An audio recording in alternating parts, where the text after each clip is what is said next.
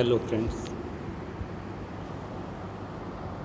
मैं पीयूष गुप्ता राजकीय महाविद्यालय केकड़ी से बीए सेकेंड ईयर के समाजशास्त्र प्रथम प्रश्न पत्र के लिए आज हम बात कर रहे हैं सामाजिक अनुसंधान का अर्थ, परिभाषा एवं विशेषताओं के बारे में। जैसा कि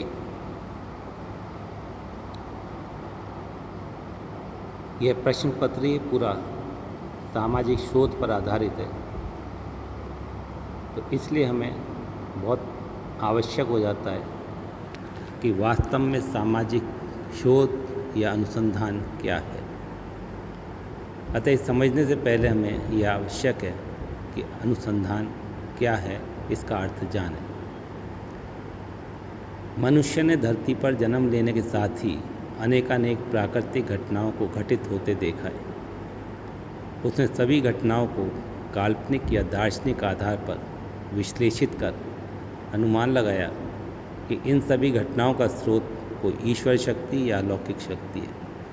प्रारंभ में मनुष्य का ज्ञान का आधार अंतःप्रज्ञा, परंपरा, वैयक्तिक अनुभव तथा प्रयत्न एवं बोली यानी ट्रायल एंड एरर की विधियां रही हैं। कहने तात्पर्य कि उसे कुछ इंट्यूशन होता हो, कुछ ट्रेडिशन होते देखता हो, या उसका कोई व्यक्तिगत अनुभव किसी घटना के साथ जुड़ा हो, या वह बार बार कुछ करने की कोशिश करता हो और उसमें वो फेल हो जाता हो या सफल होता हो।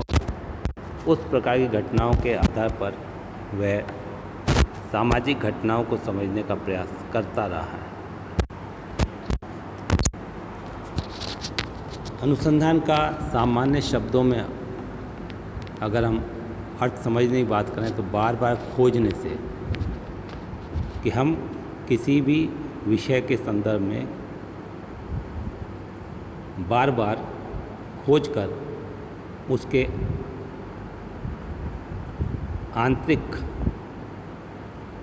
बातों को खोजने का प्रयास करते हैं, जानने का प्रयास करते हैं। इसमें दो तत्वों की प्रधानता महत्वपूर्ण होती है। प्रथम, अवलोकन द्वारा घटना को उद्देश्यपूर्ण ढंग से देखना। यहाँ देखने का तात्पर्य कि हम किसी भी व्यवहार को, सामाजिक घटना को जब अपने इर्द गिर्द घटित होते देखते हैं तो हमें कुछ विशेष दृष्टिकोण से उस घटना को देखने की आवश्यकता है, जिससे कि हम उसके आंतरिक पहलू को जानने का प्रयास कर सकें। और दूसरा, उन तथ्यों के पीछे छिपे कारणों को समझना। दूसरा यह भी ज़रूरी है कि कोई घटना क्यों घटित हो रही है, इन्हें भी हम जानने का प्रयास करते रहें। कह सकते हैं कि अनुसंधान घटनाओं के बारे में ज्ञान प्राप्त करने और उन घटनाओं के मूल तक पहुंचने एवं कार्य कारण संबंधों का पता लगाने का एक व्यवस्थित और वैज्ञानिक तरीका है। जब सामाजिक क्षेत्र में प्रश्नों के उत्तर खोजने का क्रमबद्ध एवं व्यवस्थित एवं वैज्ञानिक प्रयास किया जाता है तो उसे हम सामाजिक अनुसंधान अथवा शोध नाम देते हैं।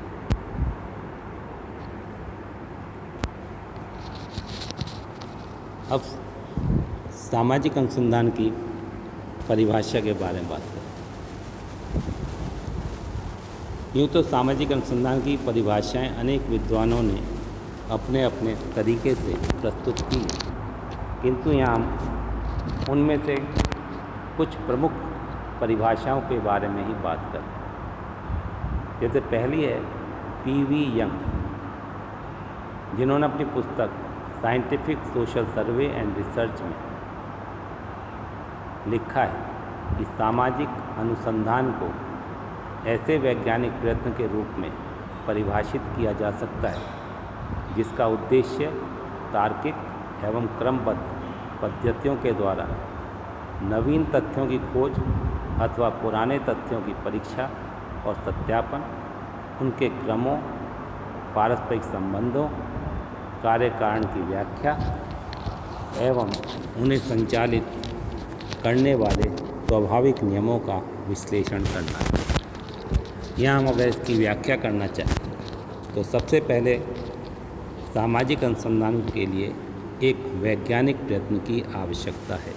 जैसा हमने पूर्व में जाना है कि विज्ञान क्या है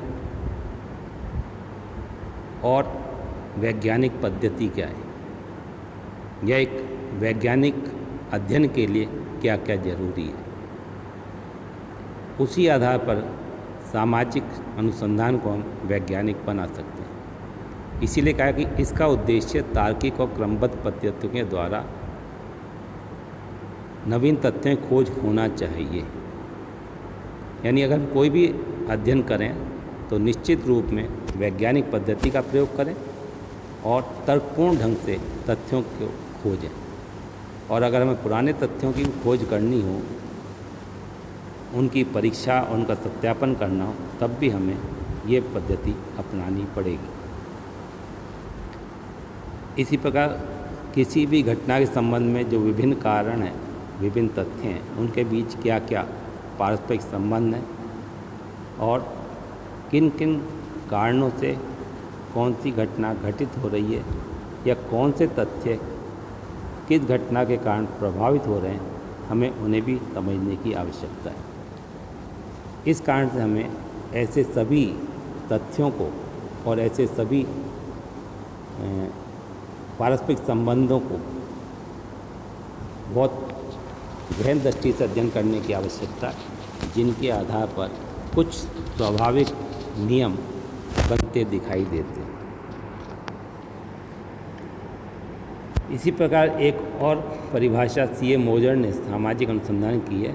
उनकी पुस्तक का नाम है मेथड्स इन सोशल इन्वेस्टिगेशन। यहाँ जो किताबों के नाम बताए जा रहे हैं, इन्हें विशेष रूप में हमें अध्ययन ध्यान रखना है।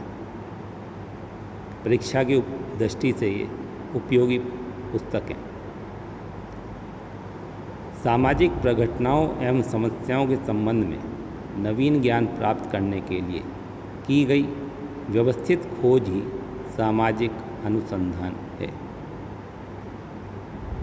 यहाँ भी P.V. यंग वाली बात वापस रिपीट हो रही है कुछ अलग शब्दों में। इस जितनी भी सामाजिक घटनाएं या प्रघटनाएं घटित होती हैं या कोई सामाजिक समस्याएं समाज में उत्पन्न होती हैं, तो उनके संबंध में हमें कुछ नवीन ज्ञान प्राप्त करना होता है। किंतु ये नवीन ज्ञान प्राप्त तभी होगा जबकि हम कुछ निश्चित वैज्ञानिक और व्यवस्थित ढंग से खोज करेंगे।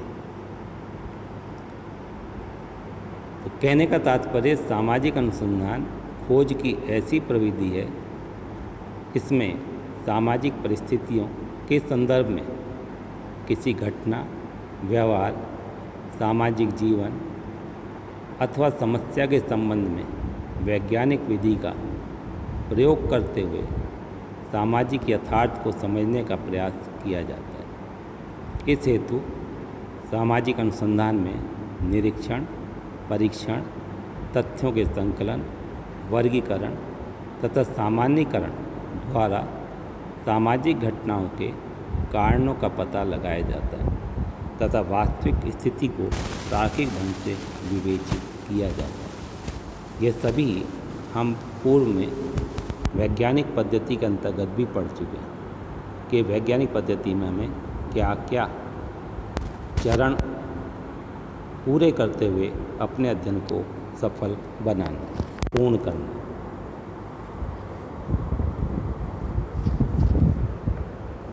अब बात करते हैं हम सामाजिक अनुसंधान की विशेषताओं के बारे में। सामाजिक अनुसंधान की परिभाषाओं के आधार पर कुछ विशेषताएं प्रकट होती हैं, उन्हीं को हम यहाँ अध्ययन करने की चेष्टा करते हैं। सामाजिक अनुसंधान का संबंध वैज्ञानिक विधियों के प्रयोग द्वारा सामाजिक घटनाओं के सूक्ष्म रूप से अध्ययन करने से। सामाजिक अनुसंधान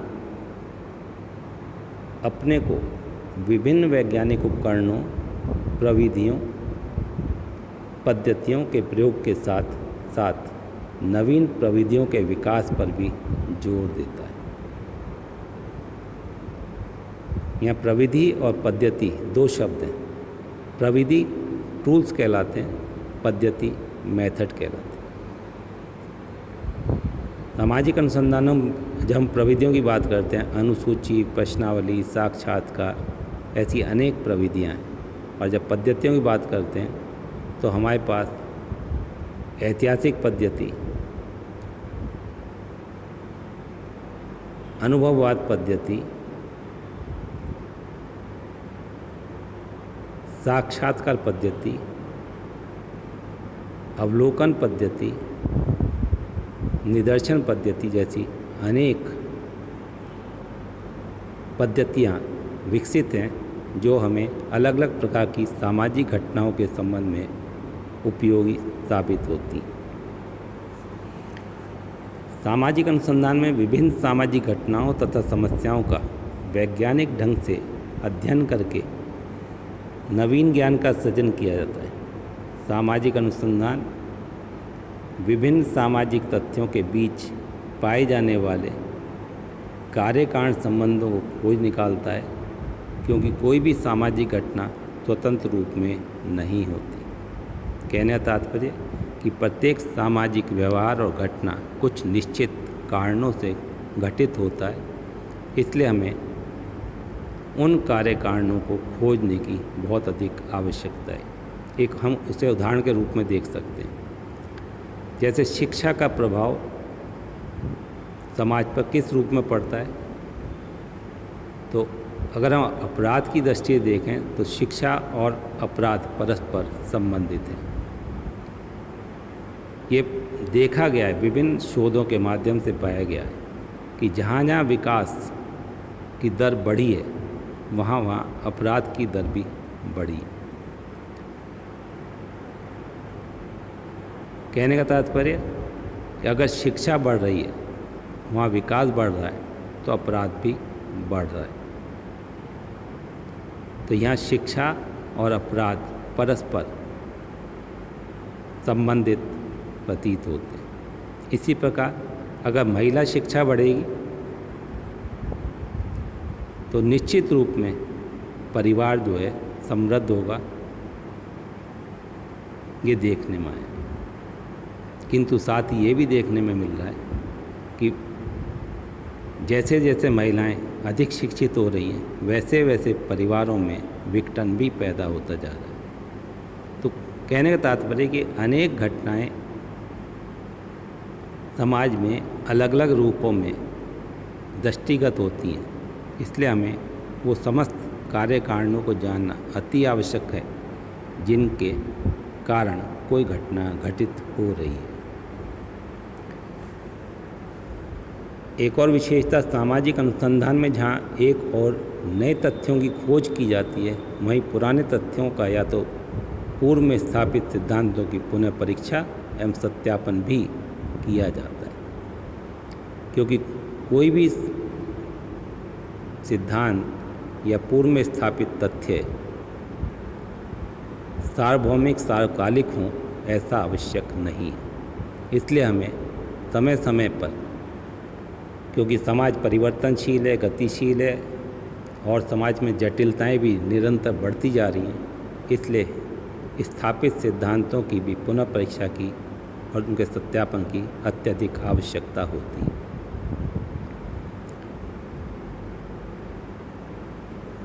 एक अन्य विशेषता सामाजिक अनुसंधान में प्राकल्पना की उपयुक्तता की जांच भी की जाती है। प्राकल्पना क्या है, क्यों इसका प्रयोग किया जाता है, इस संबंध में विस्तार से हम आने वाले वीडियो में पढ़ेंगे। किंतु यहाँ मैं इतना बताना जरूर चाहूँगा कि सामाजिक अनुसंधान बिना प्राकल्पना के आगे नहीं बढ़ता। या यूँ कहें कि प्राकल्पना किसी भी सामाजिक अनुसंधान के लिए एक दिशा दिखाने वाला यंत्र कहलाता है। जिससे कि सामाजिक अनुसंधान को एक नई दिशा या एक निश्चित दिशा मिलती है। एक अन्य विशेषता सामाजिक अनुसंधान वास्तव में अध्ययन से प्राप्त निष्कर्षों को सिद्धांतों के रूप में प्रयुक्त करने का एक वैज्ञानिक तरीका है कि हमें जो भी तथ्यों के बीच निष्कर्ष या कहें सामान्य नियम बनते दिखाई देते हैं, क्या वो एक सिद्धांत के रूप में प्रयोग किए जा सकते हैं, यह भी हम सामाजिक अनुसंधानों के माध्यम से ही जान पाते हैं और इन्हीं के द्वारा हम कुछ नए सिद्धांतों का निर्माण भी करने में सफल होते हैं।